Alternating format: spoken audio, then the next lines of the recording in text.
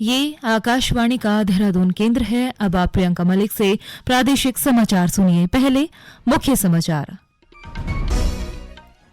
मुख्यमंत्री पुष्कर सिंह धामी ने कहा है कि प्रदेश में शहीद द्वार और स्मारकों के निर्माण कार्य अब सैनिक कल्याण विभाग के माध्यम से कराए जाएंगे। मुख्यमंत्री ने कहा, प्रदेश को 2025 तक देश का अग्रणी राज्य बनाने के लिए आईएएस अधिकारियों को पूरी प्रशासनिक नेतृत्व क्षमता से कार्य करना होगा। राज्यपाल गुरमीत सिंह ने कहा है कि उत्तराखंड को वेलनेस और उन्नत आध्यात्मिक जीवन शैली के क्षेत्र में एक आयुर्वेद डेस्टिनेशन बनाना होगा। और प्रदेश में 18 दिसंबर को उत्तराखंड लोक सेवा आयोग की पुलिस कांस्टेबल पद के लिए लिखित परीक्षा का आयोजन किया जाएगा। और अब समाचार विस्तार से। मुख्यमंत्री पुष्कर सिंह धामी ने कहा है कि प्रदेश में शहीद द्वार और स्मारकों के निर्माण कार्य अब सैनिक कल्याण विभाग के माध्यम से कराए जाएंगे। पहले ये संस्कृति विभाग के माध्यम से कराए जाते थे। उन्होंने कहा कि वीरता चक्र श्रृंखला से अलंकृत सैनिकों और वीर नारियों को उत्तराखंड परिवहन निगम की बसों में निःशुल्क यात्रा दी जाएगी। आज देहरादून के गांधी पार्क में मुख्यमंत्री पुष्कर सिंह धामी ने विजय दिवस पर शहीद स्मारक पर पुष्प अर्पित कर शहीदों को श्रद्धांजलि दी। इस मौके पर उन्होंने भूतपूर्व सैनिकों वीरांगनाओं को शॉल और स्मृति चिन्ह देकर सम्मानित भी किया। मुख्यमंत्री ने विजय दिवस को भारतीय सेना के वीर जवानों के अदम्य साहस, शौर्य और पराक्रम का दिन बताते हुए कहा कि आज ही के दिन 1971 में पाकिस्तान के 93,000 से अधिक सैनिकों ने देश के सैनिकों के समक्ष घुटने टेक दिए थे। यह महान युद्ध भारत के वीरों के अटल संकल्प और बलिदान का प्रत्यक्ष उदाहरण था, जो कि द्वितीय विश्व युद्ध के बाद किसी भी सेना का सबसे बड़ा आत्मसमर्पण था। उन्होंने कहा कि 1971 के भारत पाक युद्ध में वीरभूमि उत्तराखंड के 255 जवानों ने भारत मां की रक्षा के लिए अपना बलिदान दिया था। इस बीच प्रदेश भर के विभिन्न हिस्सों में विजय दिवस मनाया गया। इस अवसर पर अल्मोड़ा में वरिष्ठ पुलिस अधीक्षक प्रदीप कुमार राय, अपर जिलाधिकारी सीएस मर्तोलिया समेत कई अधिकारियों ने शहीदों को श्रद्धा सुमन अर्पित किए। गौरतलब है कि 1971 के युद्ध में जिले के 25 सैनिकों ने शहादत दी थी। चमोली जिले में पुलिस और एनसीसी के जवानों ने अमर शहीदों को गार्ड ऑफ ऑनर देकर सलामी दी। साथ ही इस युद्ध में भाग लेने वाले पूर्व सैनिक कैप्टन बलवंत सिंह करमियाल, चंद्र बल्लभ नोटियाल, रामेश्वर प्रसाद, महिपाल सिंह को सम्मानित किया गया। जिले में 49 जवान युद्ध में शहीद हुए थे। उधर नई टिहरी के युद्ध स्मारक में आयोजित कार्यक्रम में विधायक किशोर उपाध्याय समेत अन्य जनप्रतिनिधियों और अधिकारियों ने शहीदों को श्रद्धांजलि दी। इस अवसर पर शहीद वीर सपूतों को गार्ड ऑफ ऑनर भी दिया गया। मुख्यमंत्री पुष्कर सिंह धामी ने कहा है कि उत्तराखंड को 2025 तक देश का अग्रणी राज्य बनाने के लिए सभी आईएएस अधिकारियों को पूरी प्रशासनिक नेतृत्व क्षमता से कार्य करना होगा। साथ ही राज्य के समग्र विकास और जन समस्याओं के समाधान के लिए सरलीकरण, समाधान और निस्तारण के मंत्र के साथ आगे बढ़ना होगा। देहरादून में एडमिनिस्ट्रेटिव ऑफिसर्स कॉन्फ्रेंस में मुख्यमंत्री ने कहा कि राज्य के समग्र विकास के लिए मसूरी में आयोजित चिंतन शिविर में जो सुझाव सामने आए हैं, उन सभी सुझावों को धरातल पर लाया जाए।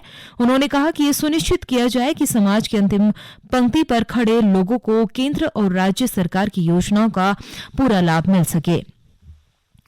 देहरादून स्थित भारतीय सैन्य अकादमी से दिसंबर 1972 में पास आउट हुए सैन्य अधिकारी सेना में शामिल होने के 50 साल पूरे होने के उपलक्ष्य में एक बार फिर आईएमए में जुटे। इस अवसर पर 133 वेटरन सैनिक आईएमए में अपने पुराने दिनों की यादों को ताजा करने के लिए पहुंचे। ये सैन्य अधिकारी आईएमए के 50वीं रेगुलर और 34वीं टेक्निकल कोर्स के कैडेट रह चुके हैं। इनके सेना से जुड़ने की स्वर्ण जयंती कार्यक्रम की शुरुआत में आईएमए वॉर मेमोरियल में शहीद सैनिकों को श्रद्धांजलि अर्पित की गई। कार्यक्रम में आए वेटरन सैन्य अधिकारियों ने अपने बैच के उन 94 सदस्यों को भी याद किया जो अब इस दुनिया में नहीं है।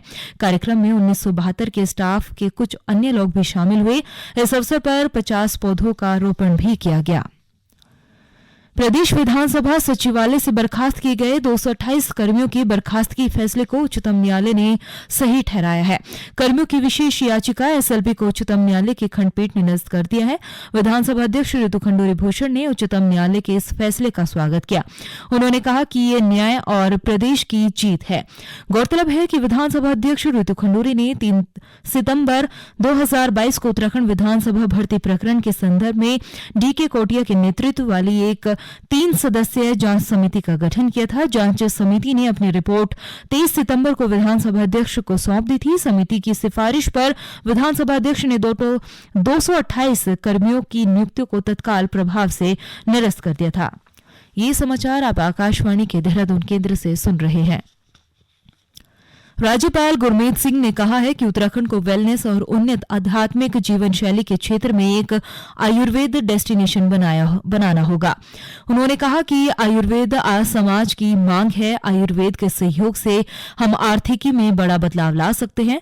वे आज उत्तराखंड आयुर्वेद विश्वविद्यालय के दीक्षांत समारोह में छात्रों को संबोधित कर रहे थे। राज्यपाल ने कहा कि आजादी के अमृत महोत्सव के बाद इस अमृत काल में हमें विकसित भारत के लक्ष्य को प्राप्त करना है। उन्होंने कहा कि आज पूरे विश्व में आयुर्वेद चिकित्सा की मांग में प्रतिदिन बढ़ोतरी हो रही है। आज पारंपरिक चिकित्सा के माध्यम से न केवल हमने विकासशील प्रदेशों में बल्कि विश्व के कई विकसित देशों में भी भारत का परचम लहराया है। कोविड-19 महामारी के दौरान हम सभी ने आयुर्वेद की महत्ता को अनुभव किया। दीक्षांत समारोह में 1698 छात्र छात्राओं को उपाधियां प्रदान की गई। साथ ही विभिन्न विषयों में सर्वोच्च अंक प्राप्त करने वाले 112 छात्र छात्राओं को गोल्ड मेडल भी प्रदान किए। प्रदेश में 18 दिसंबर को उत्तराखंड लोक सेवा आयोग की पुलिस कांस्टेबल पद के लिए लिखित परीक्षा आयोजित की जाएगी। परीक्षा को लेकर जिला स्तर पर तैयारियों को अंतिम रूप दिया जा रहा है। चंपावत जिले में परीक्षा की तैयारियों को लेकर आज बैठक की गई। पुलिस अधीक्षक देवेंद्र पिंचा ने कहा कि परीक्षा को नकल विहीन और पारदर्शिता के साथ संपन्न करवाने के लिए सभी इंतजाम किए जा रहे हैं। उन्होंने बताया कि जिले में 19 परीक्षा केंद्र बनाए गए हैं। चंपावत परगना क्षेत्र में 8, लोहाघाट में 5, टनकपुर में भी 5 और बनबसा में 1 परीक्षा केंद्र बनाया गया है, जिसमें कुल 4789 अभ्यर्थी परीक्षा में शामिल होंगे। पुलिस कांस्टेबल्स फायरमैन की जो भर्ती की है वो रिटन एग्जाम होना है, जिसके लिए हमारे जनपद में 19 अलग अलग केंद्र बनाए गए, स्कूलें बनाई गई है। तो उसके आउटर व्यवस्था कह सकते हैं कि ट्रैफिक व्यवस्था, साथ साथ में कोई जो गेट से जाने कोई अवांछित तत्व ना जाए, कोई चीटिंग या कोई गलत उसमें चीजें ना हो, उसको ध्यान में रखते हुए हर सेंटर में हमने एक सब इंस्पेक्टर इंचार्ज और आवश्यक जो पुलिस बल है गेट वगैरह में जो महिला पुलिस कांस्टेबल वो हम नियुक्त कर रहे हैं। पंचायती राज मंत्री सतपाल महाराज ने कहा है कि प्रदेश में जिला पंचायत अध्यक्ष और क्षेत्र पंचायत प्रमुख के लिए सीधे चुनाव कराने के लिए सरकार का प्रयास जारी है। आज पौड़ी जिले के श्रीनगर में आयोजित पंचायत राज कार्यशाला में श्री महाराज ने जानकारी दी है। उन्होंने कहा कि सतत विकास लक्ष्यों की प्राप्ति, ठोस तरल अपशिष्ट प्रबंधन और जल जीवन मिशन को कैसे सफल बनाया जाए, इस उद्देश्य से कार्यशाला का आयोजन किया गया है। और कार्यशाला का मुख्य लक्ष्य यह है कि जो हमारे सतत विकास लक्ष्य हैं इनको कैसे हम लोग पूरा करेंगे, उसके लिए कार्यशाला हो रही है। इसके साथ साथ ठोस अपशिष्ट के लिए भी जो सॉलिड वेस्ट मैनेजमेंट है, इसके लिए भी यहाँ पर पूरी कार्यशाला हो रही है कि कैसे इसका डिस्पोजल किया जाए। इसके लिए हम कंपैक्टर्स दे रहे हैं, जटायु दे रहे हैं, वैक्यूम क्लीनर दे रहे हैं, और हम चाहते हैं कि जो रिसाइक्लेबल मटेरियल है इसका उपयोग किया जाए, इसको रिसाइकल किया जाए। इसके साथ साथ गांव के अंदर जल जीवन मिशन को सफल बनाने के लिए पूरी तैयारी हो रही है। सतत विकास लक्ष्यों को पूरा करने, लक्ष्यों के स्थानीयकरण, 29 विषयों का पंचायतों को हस्तांतरण, पंचायतों के ठोस अपशिष्ट प्रबंधन पर 2 दिवसीय राज्य स्तरीय अभिमुखीकरण कार्यशाला आयोजित की गई। कार्यशाला में 5 जिलों के प्रतिनिधि प्रतिभाग कर रहे हैं।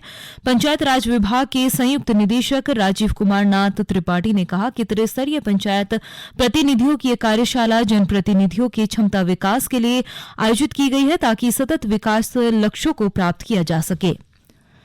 बागेश्वर में आत्मनिर्भर भारत एक भारत श्रेष्ठ भारत विषय पर चित्र प्रदर्शनी, सांस्कृतिक कार्यक्रम, प्रश्न मंच, गोष्ठी और परिचर्चा का आयोजन किया गया। केंद्र संचार ब्यूरो, सूचना प्रसारण मंत्रालय के क्षेत्रीय कार्यालय की ओर से आयोजित इस कार्यक्रम में एक भारत श्रेष्ठ भारत और आधुनिक भारत पर विस्तार पूर्वक जानकारी दी गई। इस अवसर पर महिला समूह के स्टॉल भी लगाए गए। कार्यक्रम में लीड बैंक अधिकारी ने सरकार की विभिन्न योजनाओं से समूह को मिलने वाले लाभों के बारे में अवगत कराया गया। इस मौके पर क्षेत्रीय प्रचार अधिकारी बीएस नेगी ने केंद्र सरकार की योजनाओं की जानकारी भी दी। कुमाऊं परिक्षेत्र में सुगम और अवरोध रहित यातायात के लिए विशेष अभियान चलाया गया। इसके लिए पुलिस उप महानिरीक्षक डॉक्टर नीलेश आनंद भरने ने आज कुमाऊं परिक्षेत्र के सभी जिला प्रभारियों यानी वरिष्ठ पुलिस अधीक्षक और पुलिस अधीक्षक अधिकारियों को नए निर्देश जारी किए हैं। आदेशों के तहत रुद्रपुर से हल्द्वानी शहर में आने वाले भारी माल वाहक वाहनों की सुबह 9 बजे से रात्रि 9 बजे तक नो एंट्री रहेगी। भारी वाहनों को टांडा तिराहा, रुद्रपुर तथा बेल बाबा मंदिर हल्द्वानी के पार्क में वाहनों को पार्क किया जाएगा। साथ ही पूरे कुमाऊं परिक्षेत्र के जिलों में अतिक्रमण करने वाले वाहनों के खिलाफ उत्तराखंड पुलिस अधिनियम की धारा 81 के अंतर्गत चालान कर कार्यवाही की जाएगी। इसके अलावा मिशन अतिथि के अंतर्गत पर्यटकों की सुविधा के लिए दिए गए निर्देशों का अनुपालन सुनिश्चित किया जाएगा। और अंत में मुख्य समाचार एक बार फिर। मुख्यमंत्री पुष्कर सिंह धामी ने कहा है कि प्रदेश में शहीद द्वार और स्मारकों के निर्माण कार्य अब सैनिक कल्याण विभाग द्वारा कराए जाएंगे। मुख्यमंत्री ने कहा प्रदेश को 2025 तक देश का अग्रणी राज्य बनाने के लिए आईएएस अधिकारियों को पूरी प्रशासनिक नेतृत्व क्षमता से कार्य करना होगा। राज्यपाल गुरमीत सिंह ने कहा है कि उत्तराखंड को वेलनेस और उन्नत आध्यात्मिक जीवन शैली के क्षेत्र में एक आयुर्वेद डेस्टिनेशन बनाना होगा। और प्रदेश में 18 दिसंबर को उत्तराखंड लोक सेवा आयोग की पुलिस कांस्टेबल पद के लिए लिखित परीक्षा आयोजित की जाएगी। इसी के साथ प्रादेशिक समाचार समाप्त हुए। नमस्कार।